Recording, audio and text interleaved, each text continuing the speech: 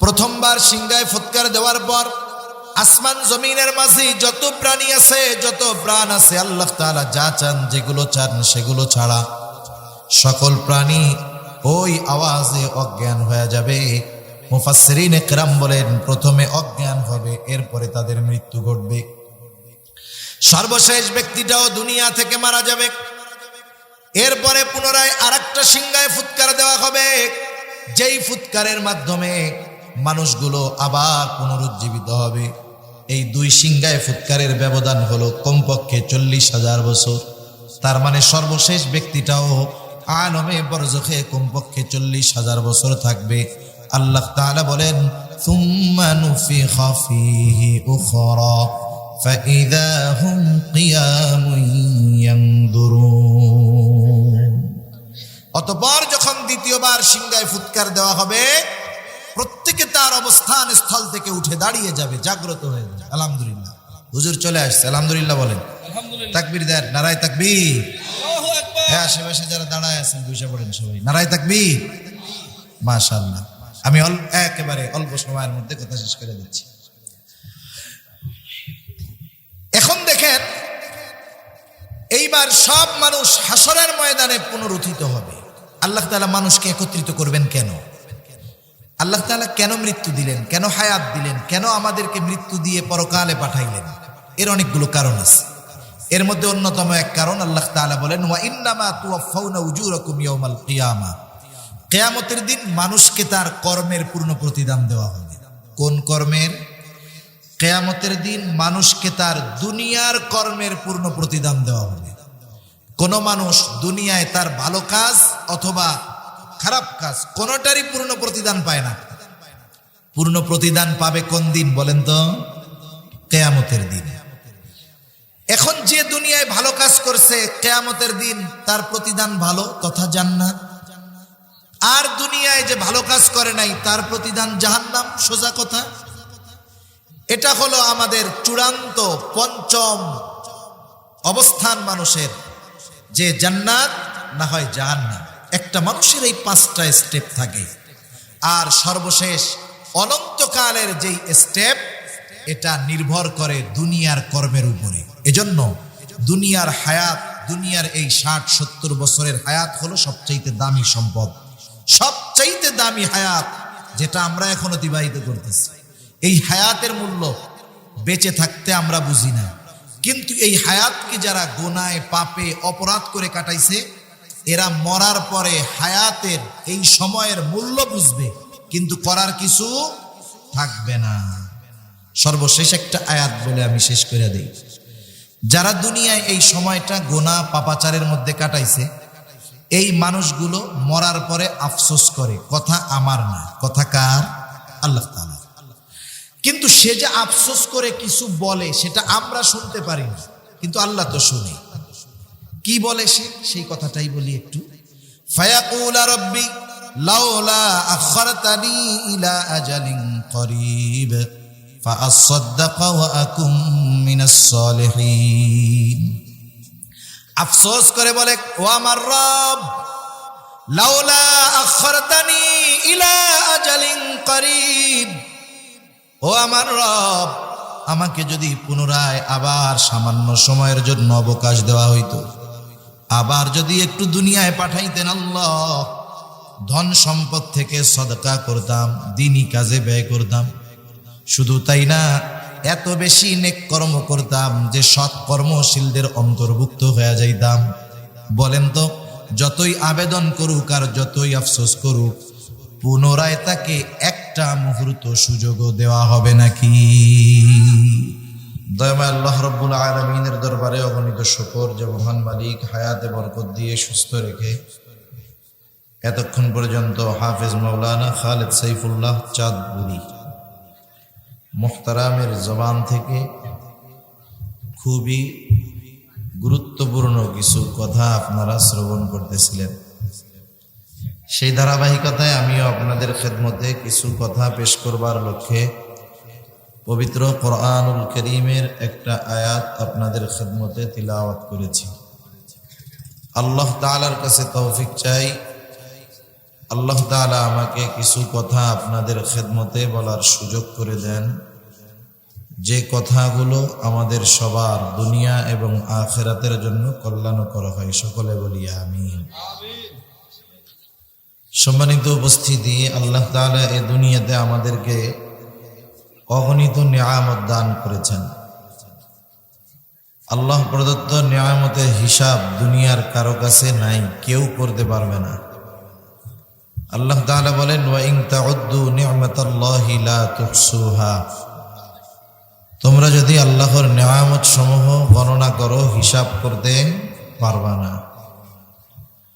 অগণিত নিয়ামত, কিন্তু বিষয়টা এমন নয় নিয়ামতগুলো কম দামি, বরং আল্লাহ তাআলা দামি দামি নিয়ামত বিনা চাওয়ায় বিনা দরখাস্তে আল্লাহ তাআলা আমাদেরকে দিয়েছেন।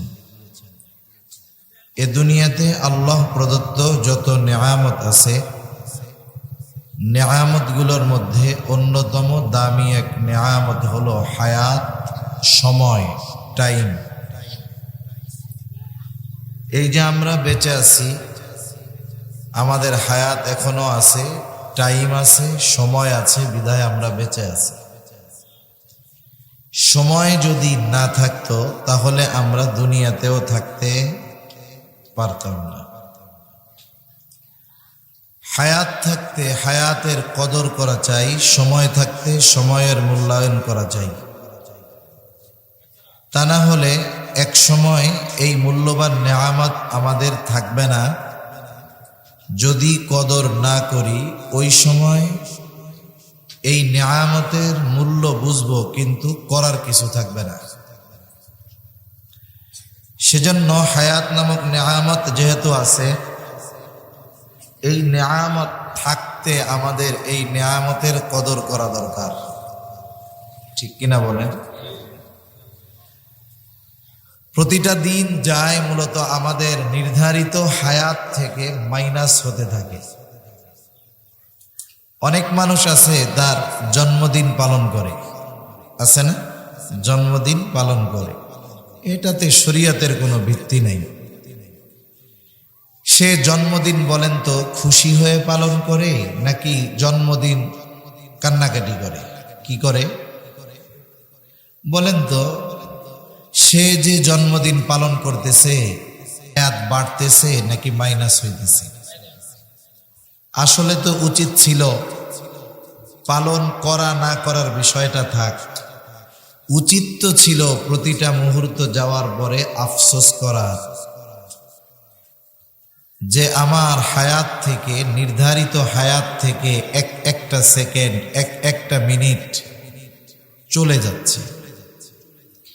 বলেন তো, আমরা যদি জানতাম, কথার কথা, আমরা যদি কেউ জানতে পারতাম যে এখন থেকে 5 ঘন্টা পরে আমরা আর কেউ বেঁচে থাকতে পারবো না। কয় ঘন্টা পরে? 5 ঘন্টা পরে। বলেন তো এই 5 ঘন্টা কি করতাম আমরা?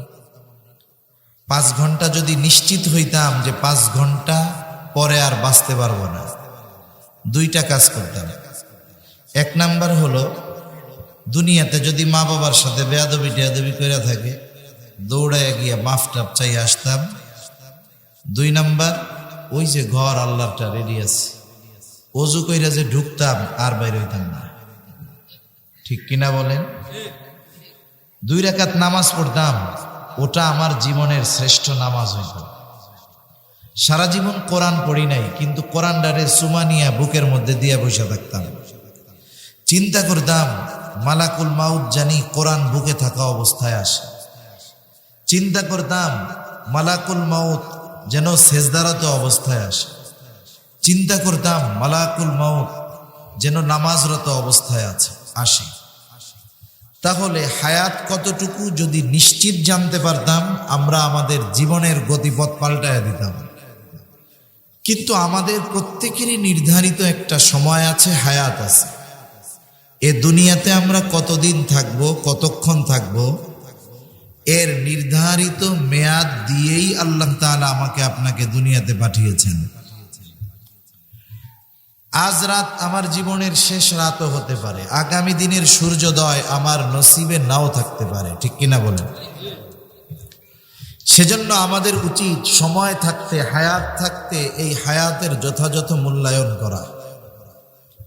আফসোসের সাথে বলতে হয় প্রতিনিয়ত হায়াত মাইনাস হয়, আর আমরা আনন্দ উদযাপনের মাধ্যমে ওই চলে যাওয়া নতুন সামনের হায়াতটাকে আমরা অভিবাদন জানাই, শুভেচ্ছা জানাই। এই যে আজকে 28শে ডিসেম্বর, আজকে 28 ডিসেম্বর, আজ থেকে 2 দিন পরে 31তম রাত্রে এ বাংলাদেশের হাজারো নয়, লক্ষ নয়, কোটি কোটি মানুষ নতুন এক বর্ষ বরণের জন্য প্রস্তুতি নিয়ে থাকবে, ঠিক কিনা বলে? আসলে আমরা জানি না, একটা জাতিকে যদি ধ্বংস করতে হয়, একটা জাতিকে যদি ধ্বংস করতে হয়, তাদের 2টা জিনিস ধ্বংস করে দিলে ওই জাতি জিন্দা লাশ হয়ে যায়। 1 নাম্বার হলো ওই জাতির শিক্ষা ব্যবস্থা। শিক্ষা ব্যবস্থা যদি ধ্বংস করা যায়, আমরা মুসলিম, আমরা ইমানদার, আমাদের কিন্তু শিক্ষার একটা স্পেশাল নিয়ম নীতি আছে। ইসলাম আমাদেরকে শিক্ষা গ্রহণ করতে বলেছে, দ্বীনি ইলম অর্জন করতে বলেছে। এটাই আমাদের মূল শিক্ষা। জাগতিক শিক্ষা এটা সাইড শিক্ষা, কিন্তু মূল শিক্ষা হলো কোরআন সুন্নাহর শিক্ষা। শিক্ষা ব্যবস্থা প্রতিষ্ঠান থেকে যদি দ্বীন শিক্ষা উঠায়া দেওয়া যায়, দুনিয়ার শিক্ষা ব্যবস্থা যদি প্রতিষ্ঠা করা যায়, তাহলে এক সময় ওই জাতি শিখবে ঠিক, কিন্তু আল্লাহকে চিনবে না, দ্বীন বুঝবে না। এক সময় ওই সন্তানগুলো তার শিক্ষা ব্যবস্থায় শিক্ষা গ্রহণ করে মুসলিম নামের মুনাফিক হিসাবে পয়দা হবে, ঠিক কিনা বলেন? ফেরাউন কিন্তু একদিনে হঠাৎ কইরা নিজেরে খোদা বলে দাবি করছে তা না। ফেরাউন যখন অধিপতি হয়েছে, 0 থেকে হিরো হয়েছে, কবরস্থানের দারোয়ান থেকে বাদশাহ হয়ে গেছে। এখন উচ্চ বিলাসিতা তো তার আরো অনেক বেশি। সে চিন্তা করতেছে, আমি ছিলাম তরমুজের ব্যাপারী, কবরস্থানের দারোয়ান, আমি যেহেতু বাদশাহ হইতেই পারছি, আমি মনে হয় খোদাও হইতে পারবো। শয়তানেও দিছে পাপ। মনের কথা ফেরাউনের কলিজার বন্ধু হামানের কাছে বলছে যে, হামান বন্ধু, আমার তো বাদশাহ তো হইলাম, আর একটা জিনিস হইতে মন চাইতেছে। কি হইতে মন চায়? কয়, আমার তো খোদা হইতে মন চায়, রব হইতে মন চায়।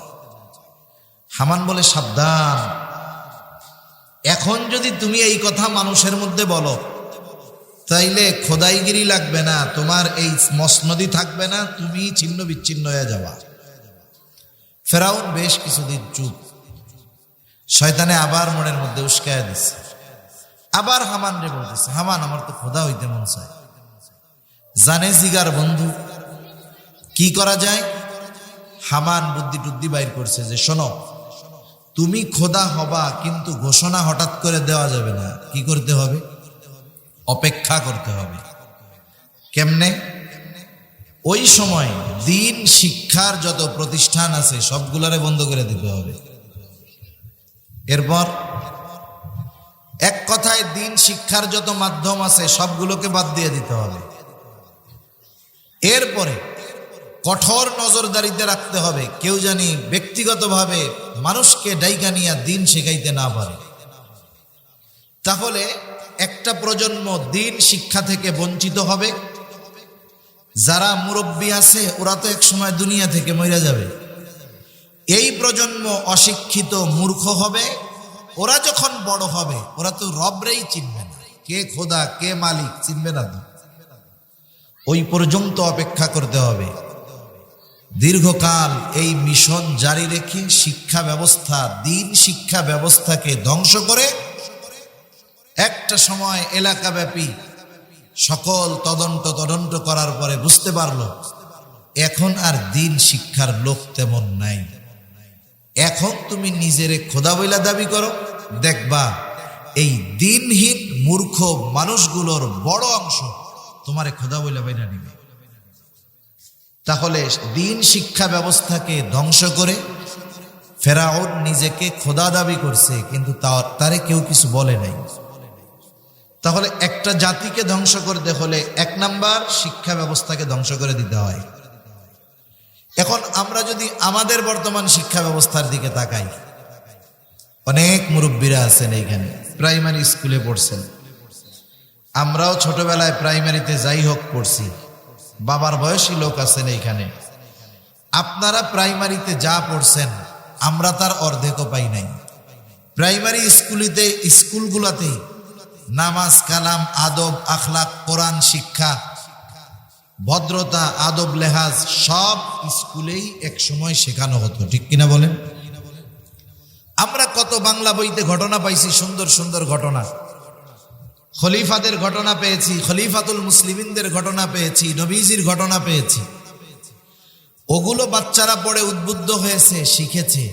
কিন্তু এখন এগুলা নাই।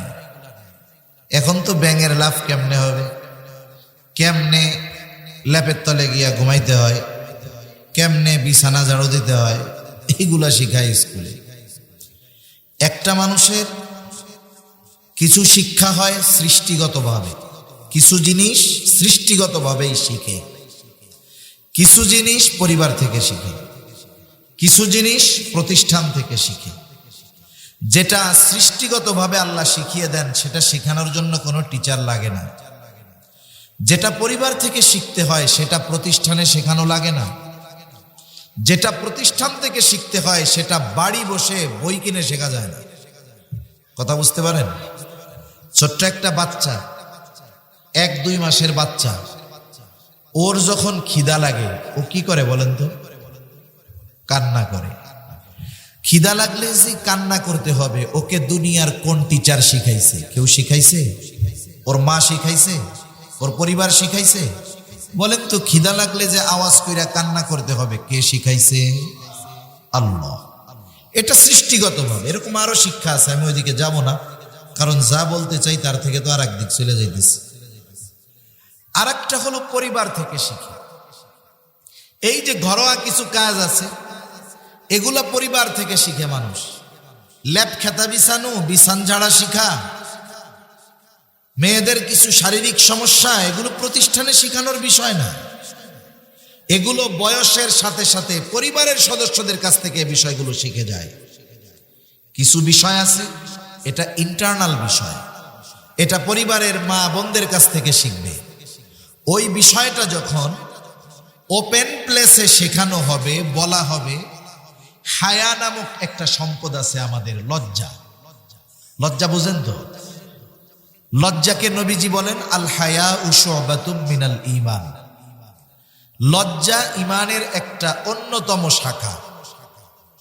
যার লজ্জা নাই, নবীজি এক হাদিসের মধ্যে বলেন সে সব কিছু করতে পারে। এই যে বিষয়গুলো, ইন্টারনাল বিষয়গুলো যখন প্রকাশ্যে সবার সামনে শেখানো হবে, মেয়েলি একটা সমস্যা যখন পুরুষদের সামনেও আলোচনা করা হবে, এক সময় মেয়েদের সৃষ্টিগতভাবে যেই লজ্জাটা আছে সেটা ভেঙে যাবে। এমন কিছু বিষয় আছে যেগুলো এমনিই শিখে। আচ্ছা, বাচ্চা কাচ্চা কেমনে হবে? ওইটা তো লেখাপড়া করে শিখা লাগে না। যারা আগের সময় লেখাপড়া করে নাই, এগো মনে হয় বাচ্চা কাচ্চা আর হয় নাই। কথা বলেন না কেন? হইছে না? স্কুল থেকে শিখাই দিছে। এখন কি বলবো, এই বিষয়গুলো স্কুলে শিখাতে চায়। তাহলে মানুষ যেটা শিখবে, লজ্জা যদি চলে যায়, দেখা যাবে এই ধরনের অপরাধ, জেনা, ব্যভিচারের প্রবণতা বলেন তো বাড়বে না কমবে? তাহলে এই শিক্ষা ব্যবস্থা নীতি নৈতিকতা নয়। 10 বছর পরে এই শিক্ষায় যারা শিক্ষিত হবে, ঘরে ঘরে ধর্ষক পয়দা হবে। ধর্ষণ, জেনা, ব্যভিচার ওপেন হয়ে যাবে। আরেকটা আছে প্রাতিষ্ঠানিক শিক্ষা, যেটা ঘরে বসে শেখা যায় না। একজন যদি মনে করে যে ডাক্তারি পড়ার জন্য কি কি বই দরকার, সে সব বইগুলো বাংলা বাজার থেকে নিয়ে আসছে। বরং ডাক্তার হওয়ার জন্য MBBS হওয়া পর্যন্ত যা পড়ে তার চাইতে 3 গুণ বই আরো বাড়ি বসে বসে উনি পড়ছে। এখন বলেন তো, আপনাদের বড় বাজারে গিয়ে উনি যদি ফার্মেসি দেয়, আর আপনি যদি জানেন এই ডাক্তার বাড়ি বসে বসে ডাক্তার হইছে, আপনার জ্বর আসলেও ওনার কাছ থেকে নাপা বড়িও কিনতে যাবেন না। যাবেন আপনি? চিন্তা করবেন ও বাড়ি বসে কি ডাক্তার হইছে, দেখা গেল চাইলাম জ্বরের বড়ি, দিল অন্য বড়ি, খেয়ে মরে গেলাম, ওর কাছে যাওয়াই যাবে না। এজন্য কিছু শিক্ষা আছে যেগুলো প্রতিষ্ঠান থেকে নিতে হয়। যেই শিক্ষা যেই জায়গার, সেই শিক্ষাটা যদি সেই জায়গায় না হয়, উল্টাপাল্টা হয়, তাহলে এ শিক্ষার দ্বারা জাতি উপকৃত হয় না, বরং আরো ধ্বংস হয়। ঠিক কিনা বলুন? তাহলে একটা জাতিকে যদি ধ্বংস করতে হয়, এক নম্বরে শিক্ষা ব্যবস্থাকে নষ্ট করে দিতে হয়। আমরা মুসলিম ইমানদার, আমাদের শিক্ষা ব্যবস্থায় প্রায়োরিটি পাবে, অগ্রাধিকার পাবে ইসলাম, দিন শিক্ষা, দিনের বুনিয়াদী শিক্ষা। আফসোস 92% মুসলমানের দেশের কথা বলি, কিন্তু আমাদের শিক্ষা ব্যবস্থায় আমাদের সন্তানেরা পড়ে দোয়ায় কুনুতটাও শিখতে পারে না। ঠিক কিনা বলেন?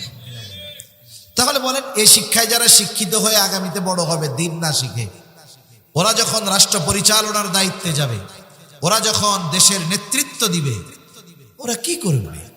অর্ধ উলঙ্গ নগ্নতার দেশ এই 92% মুসলমানের দেশকে বানায় ফেলবে। ঠিক কিনা বলেন? দ্বিতীয়, ওই জাতির সভ্যতা সংস্কৃতিকে পরিবর্তন করে ফেলতে হবে। মনে রাখবেন, আমরা হলাম মুসলিম বাংলাদেশি বাঙালি, আর আমাদের কিছু সুশীল সমাজ আছে। সুশীল সমাজ নাম শুনেন না? সুশীল মানে কি? সুশিক্ষিত শয়তান।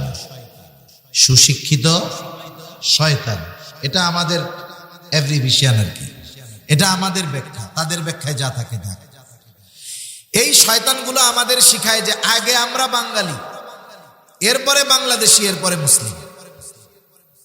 কিন্তু মনে রাখতে হবে, ওরা যা বলে বলুক, আগে আমি মুসলিম, এরপরে আমি বাংলাদেশি, এরপরে আমি বাঙালি। আমি যখন মুসলিম হব, আমার সভ্যতা, আমার সংস্কৃতি, আমার তাহজিব, আমার তামাদ্দুন, এগুলো ইসলামের সাথে সম্পৃক্ত থাকতে হবে। আমি বাংলাদেশের সব সংস্কৃতিকে গ্রহণ করব। কখন? যখন বাংলাদেশের সংস্কৃতি আমার ঈমানের সাথে সাংঘর্ষিক না হবে। আমি বাংলাদেশের সংস্কৃতি গ্রহণ করব, কোনো বাধা নাই, কিন্তু কখন? যখন বাংলাদেশের সভ্যতা সংস্কৃতি ইসলামের সাথে সাংঘর্ষিক না হবে। আমি যেহেতু বাঙালি, বাঙালি সংস্কৃতি গ্রহণ করব। কোনটা? যেটা আমার ইসলামের সাথে সাংঘর্ষিক হবে না। কিন্তু কোন সভ্যতা সংস্কৃতি যদি আমার ইসলামের সাথে সাংঘর্ষিক হয়, কোন সভ্যতা সংস্কৃতি কিছু পালন করতে গিয়ে যদি আমার ইসলামের ক্ষতি হয়, ওই রকম সংস্কৃতি, সভ্যতা, নিয়ম নীতির তোয়াক্কা করা যাবে। এখন আসেন, আমরা মুসলমান, আমাদের কিন্তু একটা সভ্যতা সংস্কৃতি না নাই আছে, সবগুলো ইমানের সাথে সম্পৃক্ত। এর বাইরে যেতে গেলেই ইমানের সাথে সাংঘর্ষিক হবে। আমি সবগুলো বলবো না, আমি এখন শুধু এই যে 31st নাইট, নববর্ষ বরণ, এটা নিয়ে দুই একটা কথা বলবো, যেহেতু সময়ের সাথে এই বিষয়টাও সম্পৃক্ত আছে। এখন আমরা দেখেন, আজকে 28 ডিসেম্বর, রোজ বৃহস্পতিবার। আচ্ছা, কে আছেন বলেন তো এখন বাংলা কোন মাস? চিন্তা করে দেখেন তো, এইরকম পৌষ মাসের ঠান্ডা, পৌষ মাস কইতে 10 সেকেন্ড ভাবা লাগছে। বলেন তো পৌষ মাসের কয় তারিখ? আছেন কে? যাক, এক আল্লাহর বান্দা পাওয়া গেছে। মুরব্বী মনে হয় বলছে না? মুরব্বী পারবে।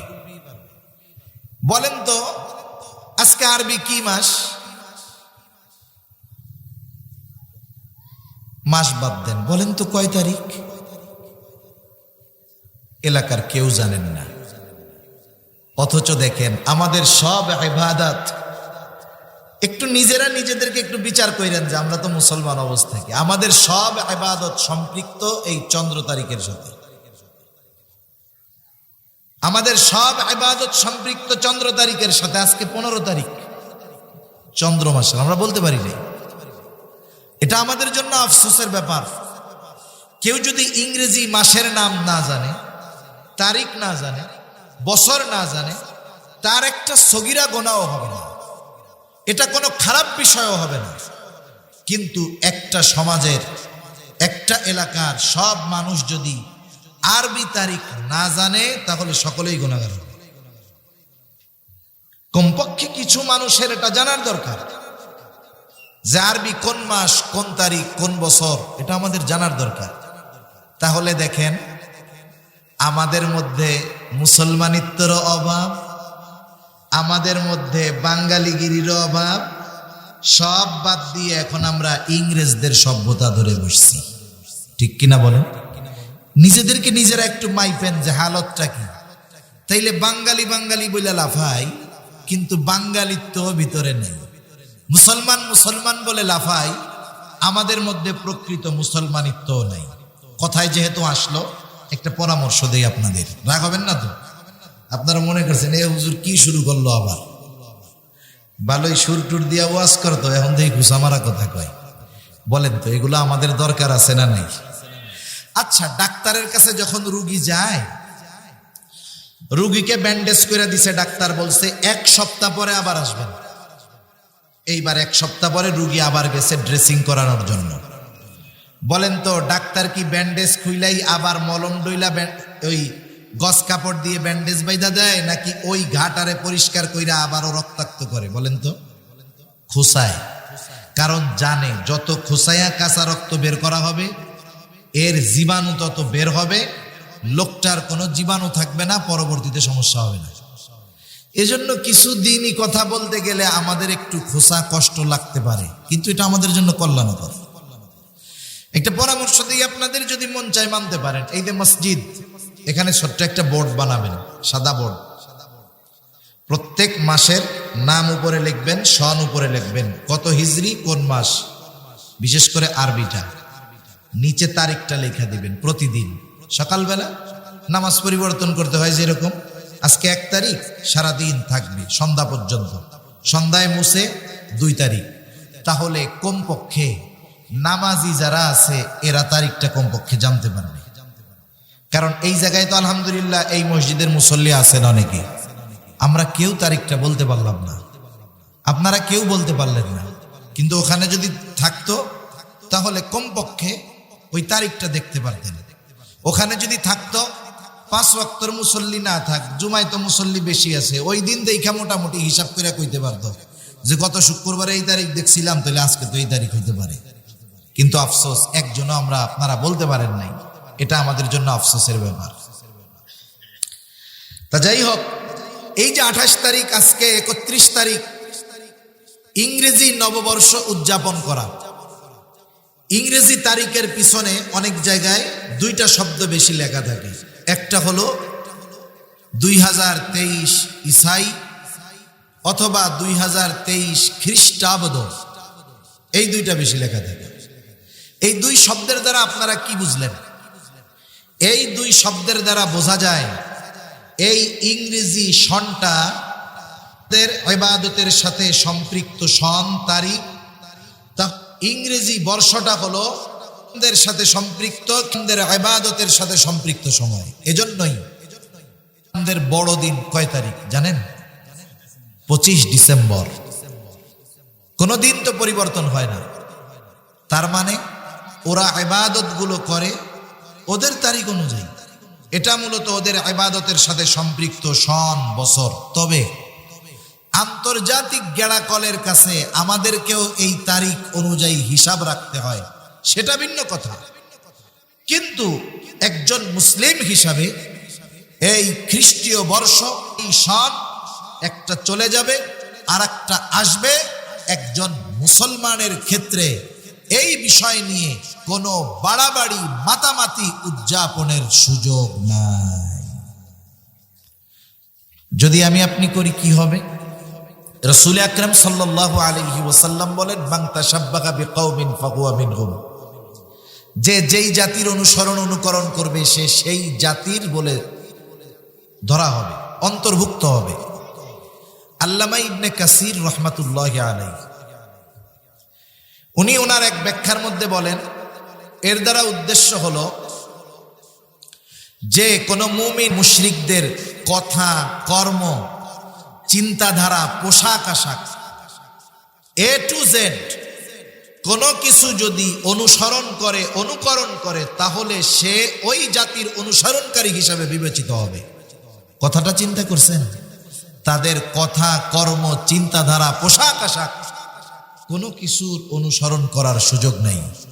কারণ ইসলামী সভ্যতায় ইসলামী পোশাক আছে না নাই? আছে। তাহলে আপনি তাদেরটা কেন অনুসরণ করবেন? যদি অনুসরণ করেন আর যদি মোহাব্বত লাইগাই যায়, তাহলে হাদিসের ভাষায় কিয়ামতের দিন ওদের কাতারে হাসরের দিন উঠে দাঁড়াইতে হবে। আল্লাহ তাআলা আমাদের সহিহ বুঝ দান করুন। মনে রাখতে হবে, এ বিষয় নিয়ে কাউকে শুভেচ্ছা জানানো যাবে না। যারা শুনতেছেন, যারা যুবক ভাই আছেন, ফেসবুক চালান, আপনি পোস্ট দিয়ে দিবেন যে এটার সাথে ইসলাম মুসলমানদের সম্পর্ক নাই। অনুগ্রহপূর্বক কেউ আমাকে শুভেচ্ছা জানাবেন না।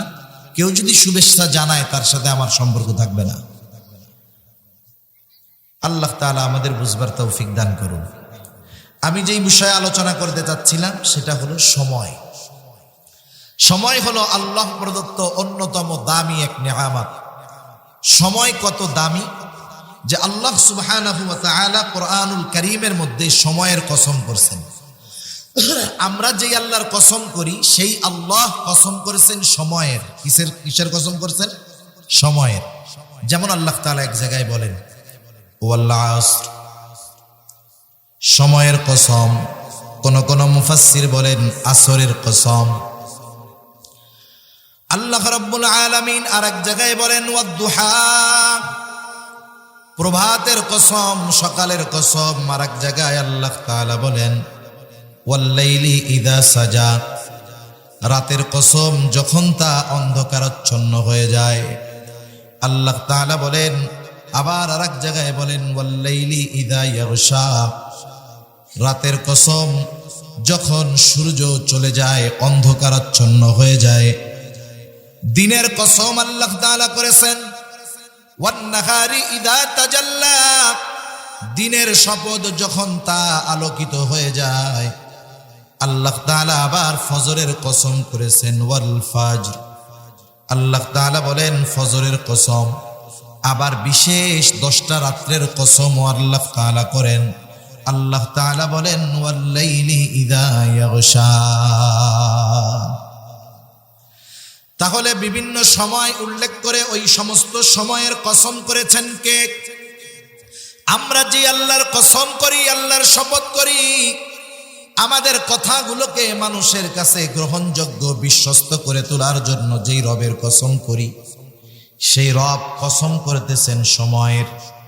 এতটুকুর দ্বারা একজন আকলবান লোক, বুদ্ধিমান লোকের বুঝতে বাকি নাই যে আল্লাহ তাআলার কাছে সময়ের তাৎপর্য, সময়ের মূল্য কত। সাথে সাথে এই সময় যে কত দামি এক নেয়ামত, আশা করি এটা বুঝতে আপনাদের কষ্ট হবে না। এই গোটা হায়াতটাই হলো সময়। সময়ের সমষ্টি হলো এই হায়াত, এই জীবন। আল্লাহ তাআলা আমাকে আপনাকে নির্ধারিত সময়ে নির্ধারিত হায়াত দিয়ে দুনিয়ায় পাঠায়া দিয়েছেন। সাধারণত মানুষের হায়াতটা 5টা ভাগে বিভক্ত হয়। কয় ভাগে? 5 ভাগে। 1 নাম্বার, আমাদের কিছু কাল অতিবাহিত হয়েছে, যেটা ছিল আলমে আরওয়াহ, রূহের জগতে। রূহের জগতে অবস্থানের আগে আমাদের কোনো অস্তিত্বই ছিল না। না এই দেহের ছিল, না রূহের ছিল। আদম আলাইহিস সালাতু ওয়াস সালামকে আল্লাহ তাআলা সৃষ্টি করবার পর আদম আলাইহিস সালামের পৃষ্ঠদেশ তথা পিঠ থেকে আল্লাহ তাআলা কিয়ামত পর্যন্ত যত মানুষ আসবে, যত মানুষ এসেছে, যত মানুষ আছে, আল্লাহ তাআলা একত্রে একসাথে আদম আলাইহিস সালাতু ওয়াস সালামের পৃষ্ঠদেশ থেকে বের করেছে। একসাথে সব রূহ আল্লাহ তাআলা বাইর করছে। আমরা সকলে রূহের জগতে ছিলাম। রূহের জগতে কত বছর ছিলাম, কত কাল ছিলাম, আমাদের কারো কিন্তু ওই হিসাব জানা নাই। দেখা যাবে লক্ষ লক্ষ লক্ষ বছর পার হয়ে গেছে রূহের জগতে। এখন প্রশ্ন হতে পারে রূহ কি জিনিস? রূহটাই হলো আমাদের মূল। এই যে স্ট্রাকচার, এই দেহ, এটার কোনো দাম নাই যদি এই দেহ থেকে রূহটা বের হয়ে যায়। এই জন্য দেহ থেকে যখন রূহ বিচ্ছিন্ন হয়ে যায়, মানুষ তখন মারা যায়, তখন ওই মানুষটাকে আমরা বলি লাশ। তখন তার নাম বলি না, উল্লেখ করি অমুকের লাশ অথবা শুধু লাশ। অর্থ হলো লাশ শাইউন ফি, যার মধ্যে কিছুই নাই। আসলে কি নাই? হাতও আছে, চোখও আছে, কানও আছে, পাও আছে, সব আছে। কি নাই? যেইটা নাই সেটাই হলো রূহ, আর সেটাই হলো একটা মানুষের মূল জিনিস। রূহ কি জিনিস? কিছু বিষয় আছে যে মানুষ ওই বিষয়টা অনুধাবন করার, চিন্তা করার, বুঝবার যোগ্যতা, জ্ঞান আল্লাহ তাআলা মানুষকে দেয় না। আল্লাহর প্রতি যদি অগাধ বিশ্বাস থাকে, আল্লাহ তাআলার কথাটাকেই বান্দা বিশ্বাস করে নেয়, বুঝুক আর না বুঝুক। যখন রাসূলুল্লাহ সাল্লাল্লাহু আলাইহি ওয়াসাল্লাম এদের দাওয়াত দিচ্ছেন, নবীজি তো আর এদের মাঝে অপরিচিত ছিলেন না। 40 বছরের উপরে নবীজি কার সাথে বসবাস করছে, তার মানুষ ওনারে ভালো মতো চিনে। তার মানুষই ওনাকে আল আমিন উপাধি দিয়েছে, মক্কার মানুষই ওনাকে আস-সাদিক উপাধি দিয়েছে। রাসূলুল্লাহ সাল্লাল্লাহু আলাইহি ওয়াসাল্লাম যখন দ্বীনের দাওয়াত দেওয়া শুরু করেছে, তারা নেতৃত্ব হারা হয়ে যাবে এই ভয়ে নবীজিকে মানে না। আবার চিন্তা করে, মুহাম্মদ তো সাধারণ মানুষ নয়, গোটা হায়াতেও একটা মিথ্যা কথা বলে নাই, মুহাম্মদ জীবনেও একটা মিথ্যা কথা বলে নাই। ওদের মধ্যে দুইটা চিন্তা হইতো, আসলেও কি মুহাম্মদ নবী নাকি? কারণ বংশের মধ্যে কোনো নবী আসে নাই। ইসমাইল আলাইহিস সালামের থেকে এই বংশের শুরু। মুহাম্মাদুর রাসূলুল্লাহ ইসমাইল আলাইহিস সালামের বংশের একমাত্র নবী এবং শেষ নবী। এর মধ্যে যেখানে কোনো নবী নাই, এই জন্য নবী কেমন হতে পারে এই ব্যাপারে তাদের ধারণা কম। ওরা চিন্তা করতেছে, আসলেই কি মুহাম্মদ নবী নাকি, কেমনে বুঝবো? এই চিন্তা করে তারা চিন্তা করল, আমাদের দুইজন প্রতিনিধি পাঠায় দেই, যেহেতু ওইখানে আহলে কিতাব আসিরা আছে, যারা আসমানি কিতাবের ধারক বাহক, ধারাবাহিকতার ক্রমান্বয়ে তাদের কাছে নবী আসছে। কেউ যদি নবী দাবি করে, হঠাৎ কইরাই নবী হইতে পারবে না। কে নবী হতে পারে, কি যোগ্যতা প্রয়োজন, সেটা ওদের জানা থাকবে। এই জন্য দুইজন ব্যক্তিকে কুরাইশরা নির্বাচন করল। একজন হলো নযর ইবনে হারিস, আর একজন হলো উকবা ইবনে মুঈত। এই দুইজনকে বলল, তোমরা চলে যাও মদিনায়, গিয়া আলেমদের কাছে জিজ্ঞাসা করবা, মুহাম্মাদের ব্যাপারে গিয়ে বলবা। এই দুইজন গিয়ে আমার আপনার নবীর ব্যাপারে তাদের কাছে সব কিছু খুলে বলল। তাওরাতের আলেম, ওরাও দিনক্ষণ গুনতেছে যে আখেরি জামানার পয়গম্বরের আসার তো সময় হয়ে গেছে। যখন তারা গিয়ে এই কথাগুলো বলছে, ওরা বুঝতে পারছে ইনি নবী হবেন। তবে এরা কেমনে বুঝবে উনি নবী? এই জন্য 3টা প্রশ্ন তারা শিখায় দিয়েছে। ওই আলেম বলছে, শোনো, যেই লোকটা নবী দাবি করে তাকে 3টা প্রশ্ন করবা। 1 নাম্বার, অতীতকালে একদল যুবক ঘর থেকে বাহির হয়ে গিয়েছিল দিন পালনের উদ্দেশ্যে, এদের ব্যাপারে জিজ্ঞাসা করবা। আসহাবে কাহাফের ব্যাপারে জিজ্ঞাসা করবা। 2 নাম্বার, বাদশাহ যুলকারনাইন, ওই বাদশার ব্যাপারে জিজ্ঞাসা করবা, যে গোটা পৃথিবী পরিভ্রমণ করেছে, তার ব্যাপারে জিজ্ঞাসা করবা। 3 নাম্বার, তাকে রূহ সম্পর্কে জিজ্ঞাসা করবা। কারণ এই 3 প্রশ্নের জবাব কোনো নবী ছাড়া দিতে পারবে না।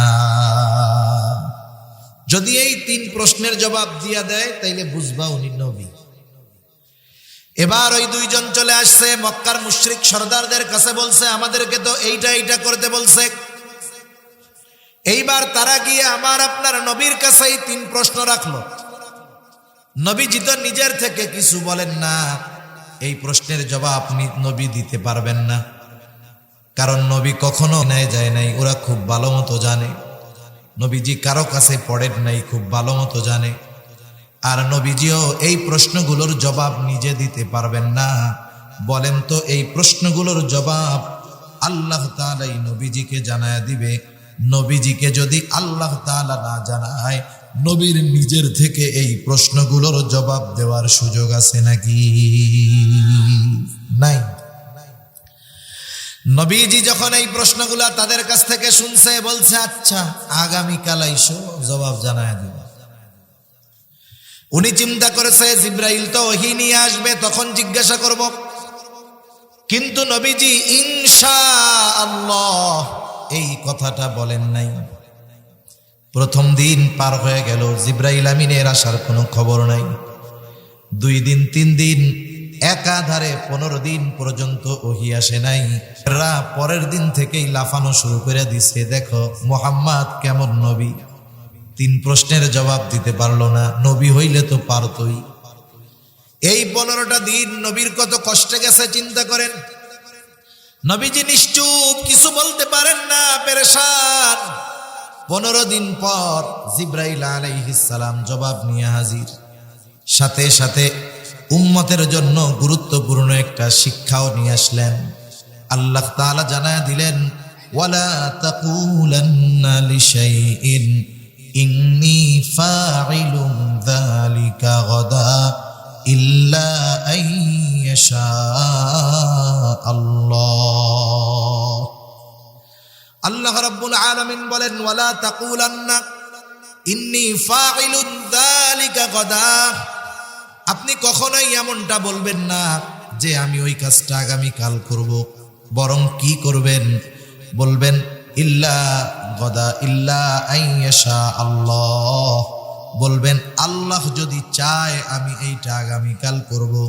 তার মানে ইনশাআল্লাহ শব্দটা ব্যবহার করার কথা স্বয়ং আল্লাহ রাব্বুল আলামিন নবীজিকে শিক্ষা দেওয়ার মাধ্যমে মূলত আমাদেরকে শিক্ষা দিয়েছে। তাহলে যখন ভবিষ্যতের কোনো বিষয় বলবো, করার এরাদা করব, তখন কি বলবো? ইনশাআল্লাহ। আর এখনকার ইনশাআল্লাহ আর অরিজিনাল ইনশাআল্লাহর মধ্যে তফাৎ আছে। এখন হলো মানুষ না করার, না যাওয়ার জন্য বলে ইনশাআল্লাহ। এজন্য কেউ যদি কাউরে বলে ভাই এই কাজটা কইরা দিয়েন, উনি যদি বলে ইনশাআল্লাহ, তাইলে ও মনে করে তাইলে আর হইছে। তারপরে কি বলে, ভাই ইনশাআল্লাহ কইেন না, আপনি সত্য সত্যই কইরা দিয়েন। তার মানে দেখেন, আমরা ইনশাআল্লাহ বললে মানুষ এখন আর বিশ্বাস করে না। কারণ ইনশাআল্লাহরে আমরা ঢাল বানায় ফেলছি, না করার ঢাল, না বলার ঢাল। খবরদার, এই 2 নাম্বারই ইনশাআল্লাহ আমরা বলবো না। ইনশাআল্লাহ আল্লাহর উপরে ভরসা রেখে বলবো, নিজের চেষ্টা প্রচেষ্টা অব্যাহত রাখবো। এরপরে যদি ওইটা না হয় তাহলে বুঝবো যে আমি চেষ্টা করেছি, কিন্তু আল্লাহ তাআলা এটা চান নাই। সাথে সাথে ওই 3 প্রশ্নের জবাবও চলে আসলো। 3 প্রশ্নের মধ্যে একটা প্রশ্ন হলো ওয়ায়াসআলুনাকা আনির রূহ। তারা আপনার কাছে জানতে চায়, আপনাকে জিজ্ঞাসা করে রূহ কি জিনিস। আল্লাহ তাআলা বলেন, আপনি জবাব দিয়ে দেন, কুলির রূহু মিন আমরি রাব্বি। রূহ হলো এটা আমার রবের নির্দেশ।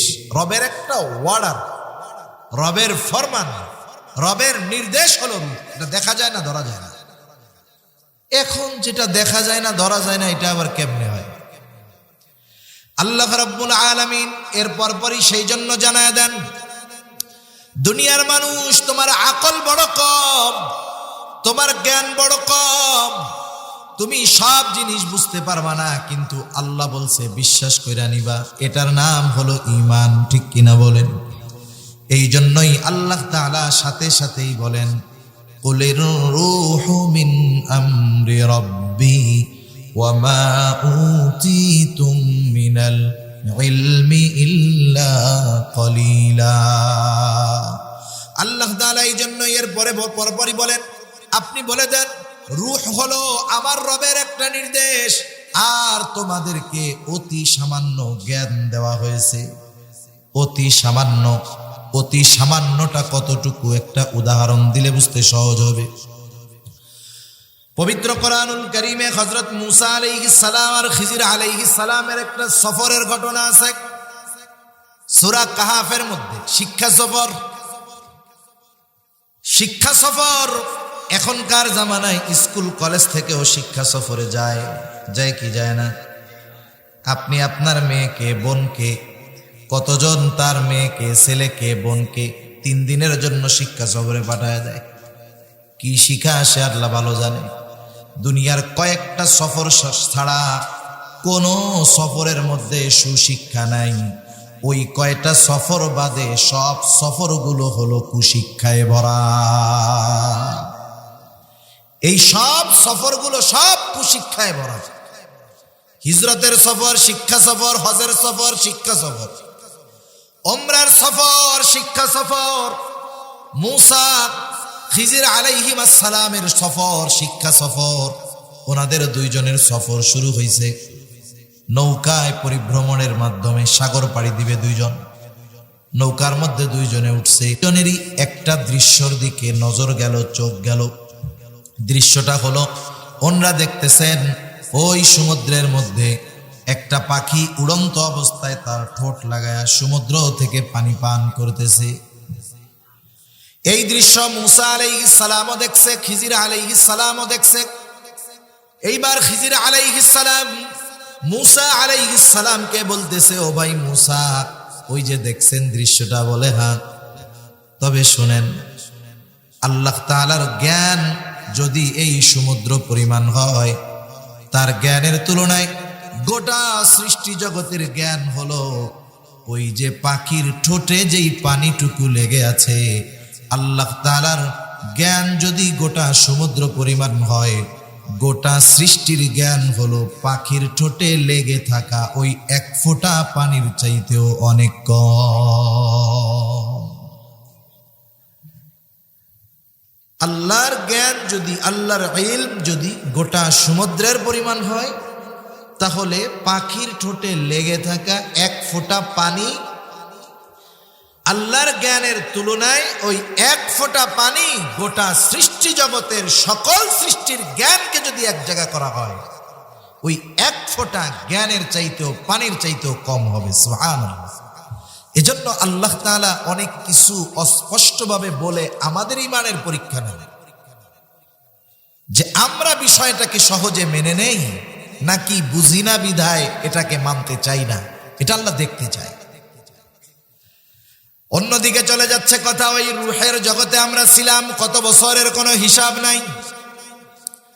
এরপরে আসলাম আলমে বরজখ থেকে আলমে বুতুন, মাতৃগর্ভের মধ্যে আমরা আসলাম। মাতৃগর্ভের মধ্যে এই দেহ আর রূহ, এই 2টার সংমিশ্রণ করা হলো। আল্লাহ রাব্বুল আলামিন মাতা পিতার মাধ্যমে দুনিয়ায় আমাদেরকে পাঠানোর ব্যবস্থা করলেন।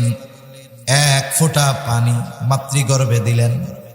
সেটা ফোঁটা বললেও ভুল হবে, এত ক্ষুদ্র থেকে ক্ষুদ্রাতীত একটা অংশ মায়ের গর্ভে দিয়ে আল্লাহ রাব্বুল আলামিন 120 দিন প্রসেসের পরে একটা মাংসপিণ্ড হলো।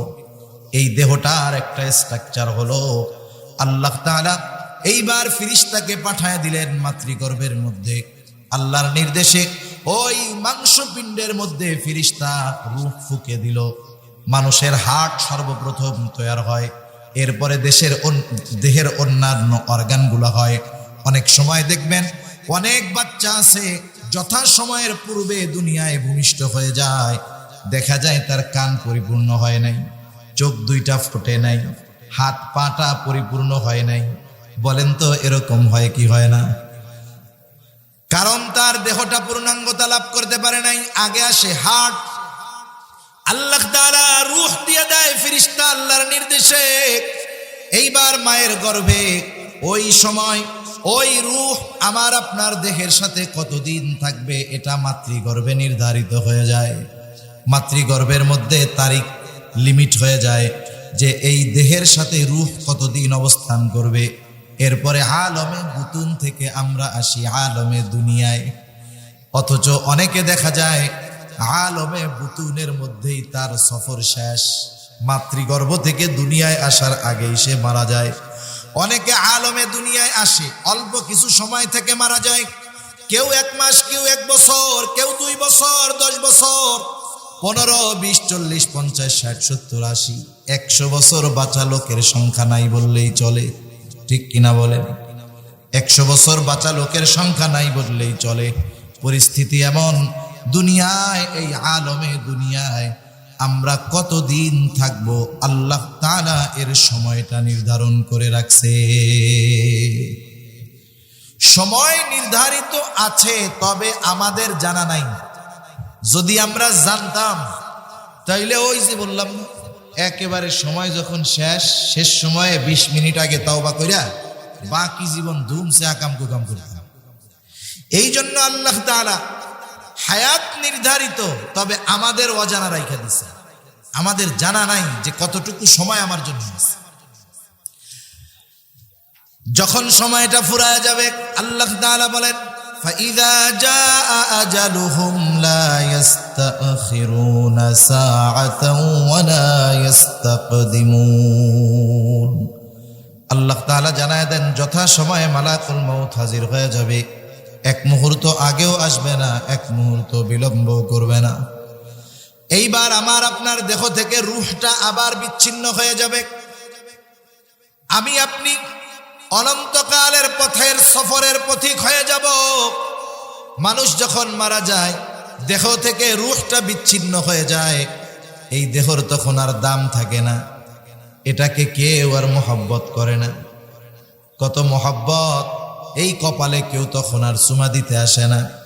এইখানে যদি মইরা যাই আমি আপনি, আল্লাহর কসম, ওই ঘর আপনি যত টাকা দিয়েই বানান না কেন, যত দামি ল্যাপ তশক ঘরের মধ্যে থাকুক না কেন, আপনি বয়ান শুনতেছেন, আপনার পরিবারের সন্তান, স্ত্রী, কন্যা হয়তো আপনার জন্য বিছানা রেডি করে রাখছে।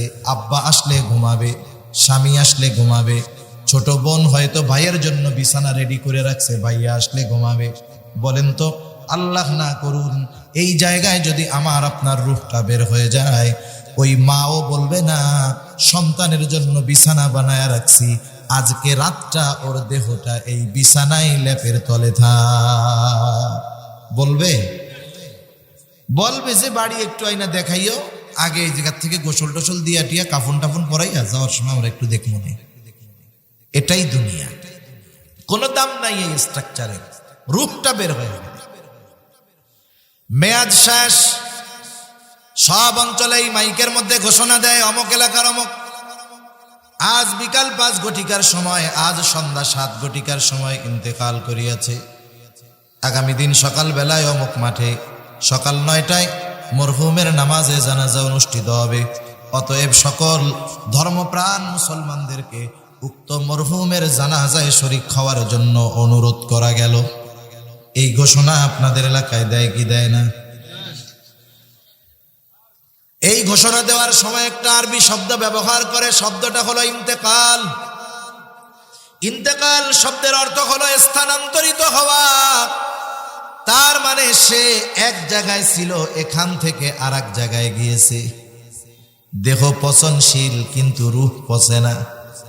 দেহ ধ্বংস হয়ে যায় কিন্তু রূহ ধ্বংস হয় না, কারণ রূহটা হলো আল্লাহ তাআলার নির্দেশ।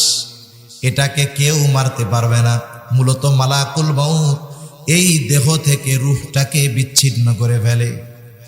মালাকুল মউত রূহ থেকে দেহটাকে আলাদা করে ফেলে।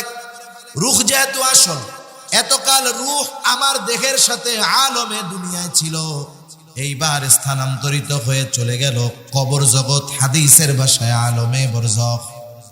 কবর জগৎ, আলমে বরজখ, এখানেও আমাদের থাকতে হবে দীর্ঘকাল, তবে অনন্তকাল নয়। আলমে বরজখ তাদের জন্যই সুন্দর যারা দুনিয়ার জগতে ভালো কাজ করেছে, নেক আমল করেছে, গুনাহ থেকে বেঁচে থেকেছে। আলমে বরজখ তাদের জন্য সুন্দর হয়ে যায়। যখন আমরা দুনিয়া থেকে চলে যাব, আমাদের প্রত্যেককেই কবরে যখন রাখা হবে, প্রশ্ন করার জন্য ফেরেশতা চলে আসবে। এমন 3টা প্রশ্ন করবে, যেই 3 প্রশ্নের কথা বারবার আমরা দুনিয়ায় শুনি। অনেকে পরীক্ষার সময় নকল নিয়ে যায় লেখা, চিন্তা করে যদি না পারি তাতে কি, নকল দেখা প্রশ্নের উত্তর দিয়া দিব। কেউ যদি চিন্তা করে হুজুরেরা তো বলছে, উলামায়ে কেরাম বলছে, হাদিসের মধ্যে আসছে কবরে 3 প্রশ্ন করা হবে, অসুবিধা কোথায়? আমার পোলাপানকে ওসিয়ত করব যে আমি যখন মারা যাব 3 প্রশ্নের জবাব লেখা কাফনের মধ্যে দিয়া দিস। মুনকার নাকির আইসা জিজ্ঞাসা করলেই কমু যে ধরেন কি প্রশ্ন করবেন, জানি এই যে উত্তর। এই সুযোগ আছে? এই সুযোগ নাই। মনে রাখতে হবে একটা উসুল, শুনেন উসুল, একটা মূলনীতি। যেই প্রশ্ন আগে ফাঁস করে দেওয়া হয় বুঝতে হবে ওই প্রশ্ন যেই হলে হবে ওখানে গিয়ে জবাব দেওয়া কঠিন। আর যেই প্রশ্ন আগে জানায়া দেওয়া হয় না ওই প্রশ্ন হলে গিয়ে দেওয়া যাবে উত্তর, এটা তুলনামূলক সহজ। কিছু প্রশ্ন আছে যেটা পড়া মুখস্থের সাথে সম্পৃক্ত, কিন্তু কবরের 3 প্রশ্ন মুখস্থের সাথে সম্পৃক্ত নয়। কবরের 3 প্রশ্নের জবাব হলো প্র্যাকটিক্যাল আমলের সাথে সম্পৃক্ত। যে এই 3 প্রশ্নের আলোকে দুনিয়ায় আমল করবে সে যদি কবরে এই 3 প্রশ্ন হবে নাও জানে, কিন্তু এই 3 প্রশ্নের আলোকে দুনিয়ায় যদি আমল করে এমনি জবাব দিতে পারে। কবরের 3 প্রশ্ন, প্রথম হলো মার রাব্বুক, তোমার রব কে। 2 নম্বর প্রশ্ন আমা দীনুক, তোমার দিন কি। 3 নম্বর প্রশ্ন 2টা বর্ণনা, একটা হলো আমার নবীউক, তোমার নবী কে। আর এক বর্ণনায় আসছে নবীজিকে দেখায় বলা হবে মা হাদার রাজুলুল্লাযী বুইসা ফীকুম। প্রথম প্রশ্নের জবাব হলো রব্বি আল্লাহ, আমার আপনার রব কে, জোরে বলেন। এটা তো সবাই জানি, কিন্তু জবাব দিতে পারবে কি? জবাব দিতে পারবে সে কে। ইন্নাল্লাযীনা ক্বালু রাব্বুনাল্লাহু সুম্মা ইসতাকামু তাতানাজ্জালু আলাইহিমুল মালায়েকা আল্লা তাখাফু ওয়া লা তাহজানু ওয়া আবশিরু বিল জান্নাতিল্লাতী কুনতুম তুআদুন। জবাব দিতে পারবে কে? ইন্নাল্লাযীনা ক্বালু রাব্বুনাল্লাহ, যারা বলে আমার রব আল্লাহ, আমাদের রব আল্লাহ। শুধু মৌখিক ভাবে বলে আমাদের রব আল্লাহ এমনটা নয়, সুম্মা ইসতাকামু, এই কথার উপরে অটল থাকে। এখন মনে করেন কথার কথা, নির্বাচন যেহেতু নির্বাচনেরটা দিয়া বুঝাই। একজন বলতেছে আমি হলাম আওয়ামী লীগের কর্মী, অথবা একজন বলে আমি বিএনপির কর্মী। এই বইলা যদি জয় বাংলা স্লোগান দেয়, বিএনপির লোক পিডানি দিবে কি দিবে না? পিডানি দিবেন। এই তুই বেটা ধানের শীষ মার্কা জয় বাংলা স্লোগান দিস কেন? আবার এই দলের কেউ যদি বাংলাদেশ জিন্দাবাদ বলে পিটানি দিবে কি দিবে না? তার মানে কথা কর্ম এক হইতে হবে। তুমি কথা কও একটা, কাম করো আর একটা, হবে না তো। যখন বলল রব্বুন আল্লাহ, আমাদের রব আল্লাহ, সুম্মা ইসতাকামু, অর্থাৎ এই কথার উপরে সে ইস্তেকামতের উপরে থাকবে। আল্লাহকে রব বললে যত বিপদ আপদ আসুক না কেন সে ওই বিপদে অটল অবিচল থাকবে। রবের সকল আদেশ নিষেধ মেনে চলবে, রবের খুশির জন্য সব কিছু করবে। রব যেই কাজে বেজার হয় দুনিয়ার মানুষ বেজার হলেও সেটা ছেড়ে দিবে। এই অবস্থার উপরে যারা দুনিয়ার জীবন পরিচালিত করবে, কবরে যখন প্রশ্ন করা হবে তোমার রবকে, সে তো সারা জীবন রবের গোলামি করছে, তার জবাব দিতে কোনো কষ্ট হবে না, সাথে সাথে বলবে আমার রব হলো আল্লাহ। 2 নাম্বার, তোমার দিন কি? আমার দিন ইসলাম। এটা মুখস্থ করা যায় ঠিক, কিন্তু পরিপূর্ণ ইসলামের উপরে না চললে কবরে এই প্রশ্নের জবাব দেওয়া যাবে না।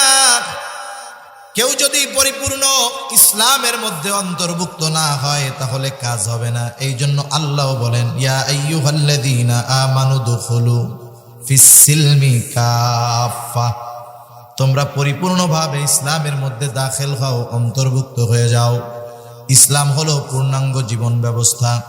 আল্লাহ তাআলা বলেন আল ইয়াউমা আকমালতু লাকুম দীনাকুম, আরাফার দিন আল্লাহ তাআলা ওহী নাজিল করে জানায় দেন আজকে আমি তোমাদের দিন তথা জীবন ব্যবস্থাকে পরিপূর্ণ করে দিলাম।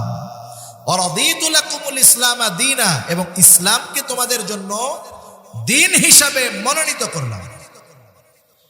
সেই জন্য ইসলাম হলো পূর্ণাঙ্গ এক জীবন ব্যবস্থা। ইসলামে রাজনীতি, অর্থনীতি, সমাজনীতি, পৌরনীতি, পরিবার নীতি সব আছে না নাই?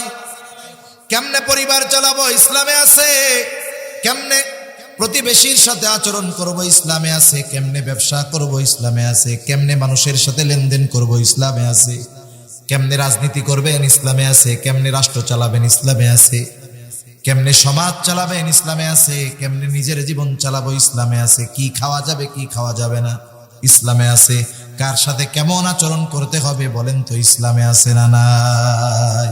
এমন একটা জিনিস দেখার যেটা কোরআন সুন্নাহর মধ্যে নাই। সারা দুনিয়া গুগল দিয়ে টুকাইয়াও পাওয়া যাবে না। ইসলাম পূর্ণাঙ্গ জীবন ব্যবস্থা। এই জন্য যেই ব্যক্তি পরিপূর্ণ ইসলাম অনুযায়ী চলবে ও কবরে জবাব দিবে আমার দিন হলো ইসলাম। সারা জীবন ইসলামের বিরোধিতা করে, হ্যাঁ, ইসলামকে নিজের আত্মা বানাইয়া, হ্যাঁ, কবরে গিয়ে জবাব দিবা আমার দিন ইসলাম। তোমার এই কথা শুনে শয়তানে হাইসা বেড়ায়, ঠিক কিনা বলেন? চিন্তা করে বলে কি এটা কিভাবে সম্ভব? ইসলামের মধ্যে নাই, সারা জীবন ইসলামের বিরোধিতা করছে, কবরে গিয়ে জবাব দিবে যে আমার দিন হলো ইসলাম। এ কি দুনিয়া? পাওয়ার আছে, ক্ষমতা আছে, ভয় দেখাইলা যা করলা করে ফেললা, এটা তো আর তা নেই। 3 নম্বর প্রশ্ন, আমার নবী, তোমার নবীকে অথবা নবীকে দেখায় বলা হবে মা হাদার রাজুলুল্লাযী বুইসা ফীকুম, এই ব্যক্তিকে যাকে তোমাদের কাছে প্রেরণ করা হয়েছিল, যেই ব্যক্তি নবীর আদর্শের উপরে চলবে, নবীর সুন্নাতের ধারক বাহক হবে, নবীর মোহাব্বত অন্তরে রাইখা নবীর সুন্নাতকে মোহাব্বতের সাথে অনুসরণ করবে, ওই ব্যক্তি জবাব দিবে আমার নবী হলেন মুহাম্মাদুর রাসূলুল্লাহ। এই 3 আমল ছাড়া কবরের ওই 3 প্রশ্নের জবাব দেওয়া অসম্ভব। আল্লাহ তাআলা এই 3 প্রশ্নের জবাব দেওয়ার মতো আমল আমাদের করবার তৌফিক দান করেন, জোরে বলি আমিন। আলমে বারজাখে এই 3 প্রশ্নের জবাব যারা দিতে পারবে, কারা পারবে? এই 3 প্রশ্নের জবাবের আলোকে যারা দুনিয়ায় আমল করছে তারা। আল্লাহ তাআলার পক্ষ থেকে ঘোষণা আসবে সাদাকা আবাদি, সাদাকা আবাদি, ফাফরিশুহু মিনাল জান্নাহ ওয়ালবিসুহু মিনাল জান্নাহ ওয়াফতাহু লাহু বাবান ইলাল জান্নাহ। আল্লাহর পক্ষ থেকে ঘোষণা আসবে আমার এই বান্দা সত্য বলেছে, সত্য বলেছে, জান্নাত থেকে জান্নাতি পোশাক এনে একে পরায় দাও, জান্নাতের বিছানায় না কবরের মধ্যে বিছায়া দাও, জান্নাতের সাথে তার কবরের সাথে একটা দরজা খুলে দাও। এইবার ওই ব্যক্তিকে বলা হবে তুমি ঘুমাও যেমন করে নতুন দুলা ঘুমায়। সে তার কবর হবে জান্নাতের একটা বাগান, ও মনে করবে এটাই মনে হয় জান্নাত। ফেরেশতারা তাকে বলবে না না এটা জান্নাত নয়, ও তো মনে করবে এর চাইতে নেয়ামত আর কিছু হইতে পারে না। ফেরেশতারা তাকে বলবে শোনো, আল্লাহ তাআলা এর চাইতে কল্পনাতীত নেয়ামত তোমার জন্য রেখে দিয়েছে, যেটা কিয়ামতের পরে তোমাকে দেওয়া হবে। ও এবার আল্লাহর কাছে বলবে আল্লাহ তাড়াতাড়ি কিয়ামত কায়েম করেন, আমি আমার আসল বাড়ি যাব। আর যে জবাব দিতে পারবে না তার ব্যাপারে আল্লাহর পক্ষ থেকে ঘোষণা আসবে কাযাবা আবদি, কাযাবা আবদি, ফাফরিশুহু মিনান নার ওয়ালবিসুহু মিনান নার ওয়াফতাহু লাহু বাবান ইলান নার।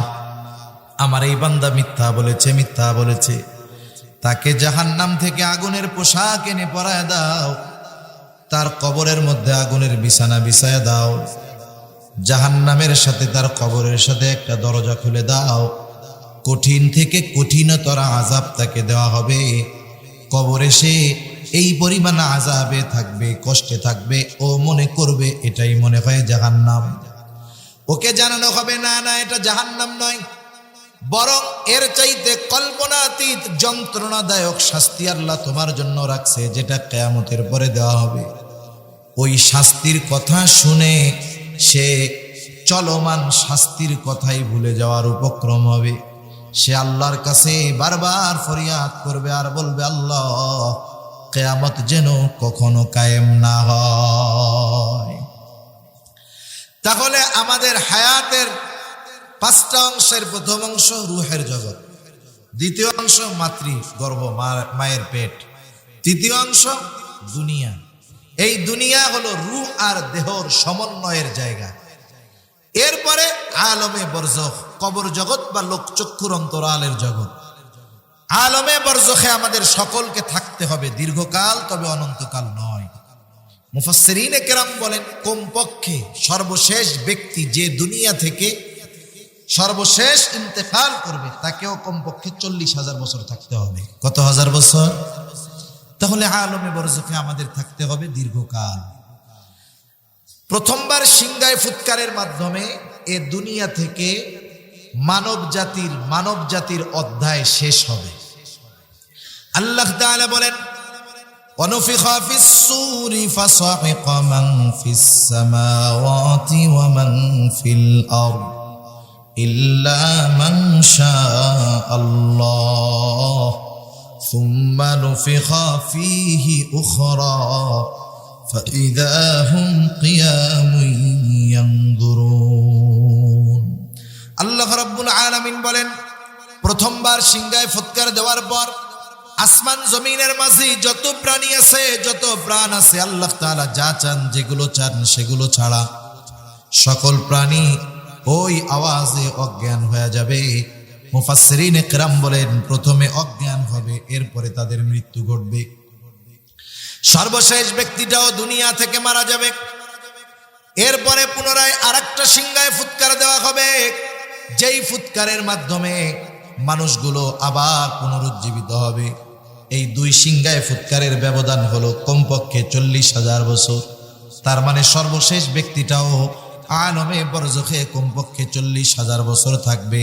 আল্লাহ তাআলা বলেন, সুম্মা নুফিখা ফীহি উখরা ফাইযা হুম কিয়ামুন ইয়ানজুরুন।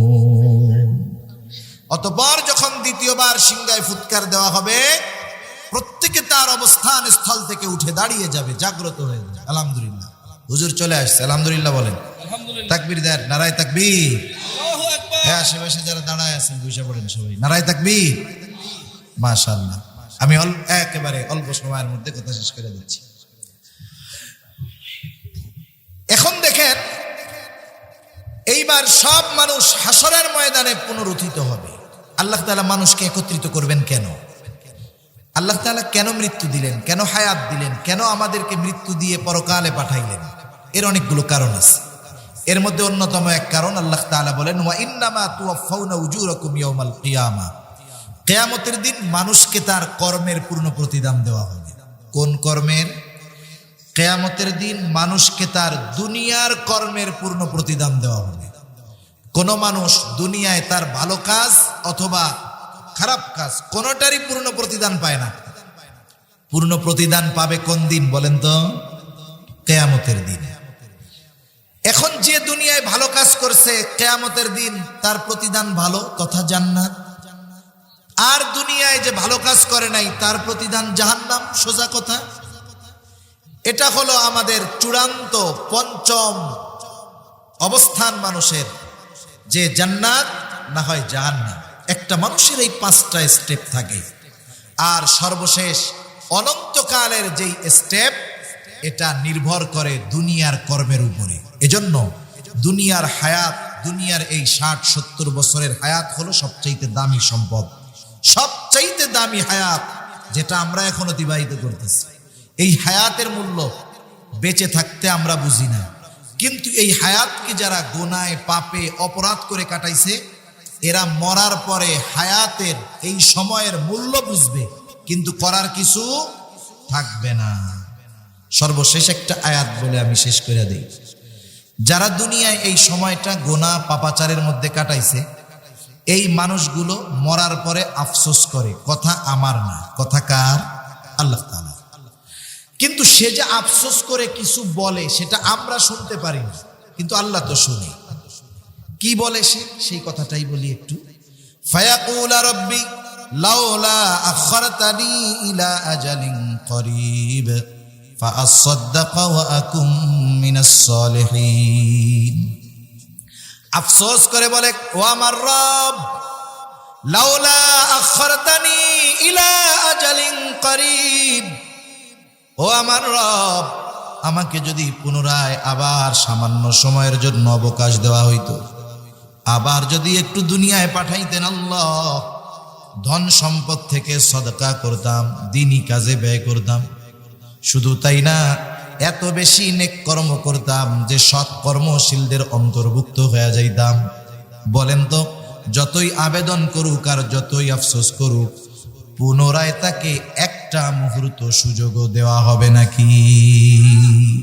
যেই সময়ের জন্য এত আফসোস করবে মানুষ, সেই সময় নামক সম্পদ আমাদের কাছে এখন আছে না নাই?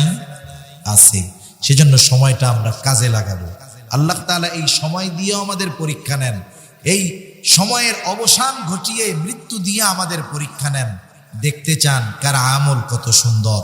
আল্লাহ তাআলা আমাদের সকলকে যথাযথভাবে এই সময় নামক নেয়ামতের কদর করার তৌফিক দান করুন। সকলে বলি আমিন।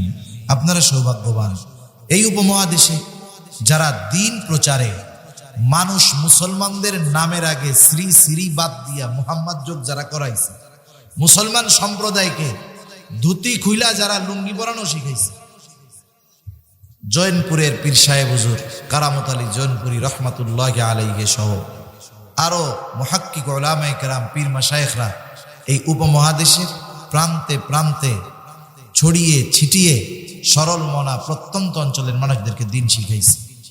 তারই বংশধর আসছে, আপনারা তো চিনেন, আপনাদের জানা। এজন্য হযরতের সাথে দোয়া কইরা আল্লাহ তাআলা